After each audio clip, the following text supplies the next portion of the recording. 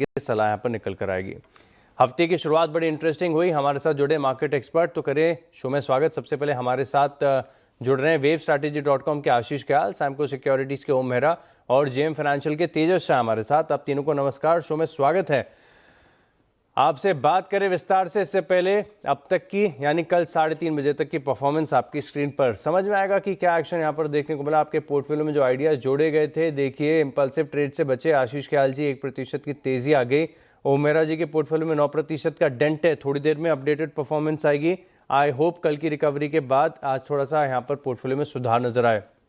Similar move है तेजस शाह के portfolio में 5%, लेकिन थोड़ी से इंतजार कीजिए, एक अपडेटेड तस्वीर भी आपके पास आएगी।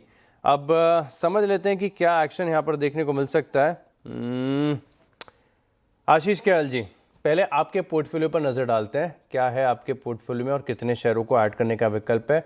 आपका पोर्टफोलियो आएगा स्क्रीन पर और इसमें एक HDFC बैंक यहाँ पर एग्जिट कर लिया, प्रॉफिट बुकिंग कर लिया आपने। JK टायर में आपने तो कुछ खास किया ही नहीं है और शायद इसी के चलते आप अपने 1% के गेंस को बचा के रखे हुए हैं। लेकिन ये रणनीति भी आपकी काम आ गई, क्योंकि बाकी के जो हमारे दोनों खिलाड़ी हैं उनके पोर्टफोलियो में डेंट 5 से लेकर 9% का बड़ा गहरा है। कभी कभी मार्केट में ना ट्रेड करना भी अपने आप में बड़ा फायदा दे जाता है। इसका क्लासिक एग्जाम्पल आपने पेश किया है। लेकिन आज के लिए क्या रणनीति है, और अब थोड़ा सा मार्केट सुधरा भी है, तेजी की मंदी, क्या करेंगे सर आप? देखिए, बाजार अगर देखा जाए तो ओवरऑल रेंज में रह सकता है और बिल्कुल ये जो पोजीशंस मैंने बनाई है वो इसीलिए ऐसे बनाई है कि नुकसान नहीं करना है। और अगर एक स्टॉक भी चल गया तो अपने आप मोमेंटम में 5-6% मिल जाएगा। तो फिलहाल तो रेंज में मेरे ख्याल से लग रहा है ओवरऑल निफ्टी ऊपर में 25,350 और नीचे में 24,980 ये एक रेंज में चल सकता है। वोलेटिलिटी ज्यादा रहेगी, लेकिन ऐसे में चलते हुए चुनिंदा स्टॉक्स में बाइंग अपॉर्चुनिटी मिल सकती है। और लार्ज कैप में से डाबर एक ऐसा स्टॉक है जहां पर अच्छा मोमेंटम बन रहा है। कल के दिन में एक अच्छी बाइंग आई थी और आज एक कंटिन्यूड अपसाइड मोमेंटम है इस स्टॉक के अंदर। तो डाबर पे लॉन्ग पोजीशंस क्रिएट करने की राय होगी और यहाँ पे स्टॉप लॉस आपको लगाना होगा 510 का और टारगेट है 580 का। 580 के टारगेट, 510 रुपए का स्टॉप लॉस। नजर रखिएगा डाबर पर। FMCG के स्टॉक्स पिछले 2 दिनों से स्ट्रेंथ दिखा रहे हैं मार्केट्स में, तो यहाँ पर रखेंगे नजर। चलिए, अभी उम्मीद है कि आपने कुछ बढ़िया सा स्टॉक आइडेंटिफाई किया, चाहे तेजी का हो या मंदी का, बताइए। देखिए, जो ओपनिंग कैंडल थी निफ्टी की वो थी करीबन 200-250 पॉइंट ऊपर। उसके बाद से पूरा गैप फिलिंग हो चुका है। निफ्टी जहां 250 पॉइंट ऊपर चल रहा था अभी खाली 60 पॉइंट ऊपर है। तो ऐसे चलते हुए मैं थोड़ा सा बच के चलना चाहूंगा और यहाँ पर बाय या सेल साइड के बिना ही फिलहाल मैं पोजीशंस नहीं लूंगा। मैं सेकंड हाफ में देखूंगा कि कौन से डायरेक्शन में मार्केट को जाना है। ये क्या बुल को ट्रैप कर रहा है कि बेयर को, वो समझना होगा अभी तो।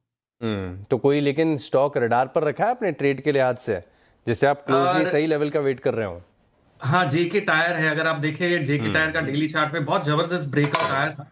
ऊपर की लेवल से थोड़ी सी सेलिंग प्रेशर आई है, तो मैं उसको रेडार पे रख के रखा हूँ।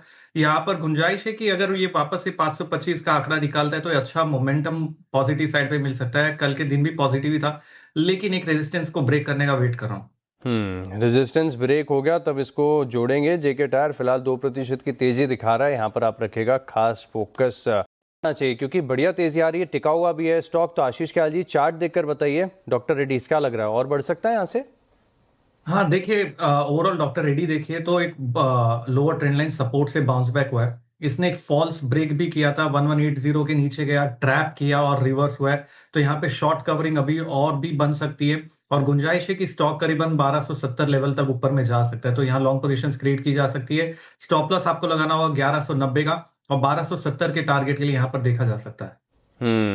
चलिए, कुछ और बजिंग स्टॉक्स ऐसे जिनके ऊपर चर्चा करनी पड़ेगी। चार्ट लेकर आइए क्रेडिट एक्सिस ग्रामीण का, और इंट्राडे के बाद एक हफ्ते का भी चार्ट देखेंगे। कहाँ तो ये स्टॉक कुछ करने के मन में नहीं था, लेकिन नतीजों के बाद क्या री रेटिंग हुई है, क्या इंटरनल स्ट्रॉन्ग आए थे। कल नतीजे बड़े विस्तार से आपको बताए भी थे। कल चला था 10-12%, आज की तेजी अब यहाँ पर देखने को मिल रही है। आशीष कयाल जी, क्योंकि आपने JK टायर को चुना था डिस्कशन के लिए, तो समझना चाहूंगा क्या CEAT में क्या खास है, क्योंकि इसके तो नतीजे आ चुके हैं, रिएक्शन भी आ चुका है और नतीजे बढ़िया भी थे। JK टायर और CEAT दोनों में से कौन सा स्टॉक बढ़िया है? देखिए, CEAT पे पहले तो डिस्क्लोजर, ये हमारे पोर्टफोलियो में होल्डिंग्स में भी है स्टॉक। और ओवरऑल CEAT में काफी टाइम से करेक्शन एक चल रहा था जो कि 4400 से लेके इसने 3500 का लो बनाया और वहीं से बहुत ही स्ट्रॉन्ग रिकवरी यहाँ पर देखी जा रही है। तो अगर हम आउट परफॉर्मेंस के लिहाज से देखें तो जेके टायर आउट परफॉर्म कर रहा है, बट सीएट में भी अपॉर्चुनिटी इस लेवल्स पे अच्छी है। गुंजाइश है, स्टॉक करीबन 3980 के लेवल पे जा सकता है, जहां मल्टीपल रेजिस्टेंस जोन है ऊपर में, लेकिन यहाँ से पोटेंशियल अच्छा है अभी भी। और नीचे में जो स्टॉप लॉस लगाना होगा वो 3620 का लगाना होगा। अवंती फीड्स 5% ऊपर और ये टैरिफ सेंसिटिव चाहिए क्योंकि बढ़िया तेजी आ रही है, टिका हुआ भी है स्टॉक। तो आशीष ख्याल जी चार्ट देखकर बताइए, डॉक्टर रेड्डीज क्या लग रहा है, और बढ़ सकता है यहाँ से? हाँ देखिए, ओवरऑल डॉक्टर रेड्डी देखिए तो एक लोअर ट्रेंड लाइन सपोर्ट से बाउंस बैक हुआ है। इसने एक फॉल्स ब्रेक भी किया था, 1180 के नीचे गया, ट्रैप किया और रिवर्स हुआ है। तो यहाँ पे शॉर्ट कवरिंग अभी और भी बन सकती है और गुंजाइश है कि स्टॉक करीबन 1270 लेवल तक ऊपर में जा सकता है। तो यहाँ लॉन्ग पोजीशन क्रिएट की जा सकती है। स्टॉप लॉस आपको लगाना होगा 1190 का और 1270 के टारगेट के लिए यहाँ पर देखा जा सकता है। चलिए, कुछ और बजिंग स्टॉक्स ऐसे जिनके ऊपर चर्चा करनी पड़ेगी। शाह जी के पोर्टफोलियो में डाबर जिन स्तरों से शेयर किया गया थोड़ा सा ऊपर चल रहा है फिलहाल के लिए। वहीं ओम मेरा के पोर्टफोलियो को देखा जाए तो यहाँ पर जो ट्रेडिंग आइडियाज़ हैं, एक तो अल्काइल अमाइंस फ्लैट चल रहा है, जेएनके बैंक इसमें भी कोई खास हलचल देखने को नहीं मिली है। वहीं तेजस शाह के पोर्टफोलियो को देखा जाएगा तो इसमें आईएफसीआई ये अब डेंट देने लग गया, अब ये 5% नीचे आ गया है। और स्टेट बैंक ऑफ इंडिया यहाँ पर आप देखें तो ऑलमोस्ट ये भी फ्लैट ही चल रहा है। फाइनल रिपोर्ट कार्ड आपकी स्क्रीन पर, अपडेटेड परफॉर्मेंस आ चुकी है। तेजस शाह एज एक्सपेक्टेड, अशोक लेलैंड ने सहारा दिया है। अब 5 से सिर्फ 1% की गिरावट यहाँ पर देखने को मिल रही है, लेकिन ओम मेहरा के पोर्टफोलियो में डेंट है अब पूरे 10% का। वहीं आशीष ख्याल जी बिल्कुल स्थिर अनचेंज्ड 1% के गेंस के साथ यहाँ पर फिलहाल परफॉर्मेंस देखने को मिल रही है। चलिए, आप तीनों मार्केट एक्सपर्ट्स का बहुत बहुत धन्यवाद हमारे साथ जुड़ने के लिए और ये कन्विक्शन आइडियाज़ हमारे साथ शेयर करने के लिए। इसी के साथ इस खेल में इतना ही, लेकिन आप बने रहेंगे सीएनबीसी आवाज़ के साथ। नमस्कार।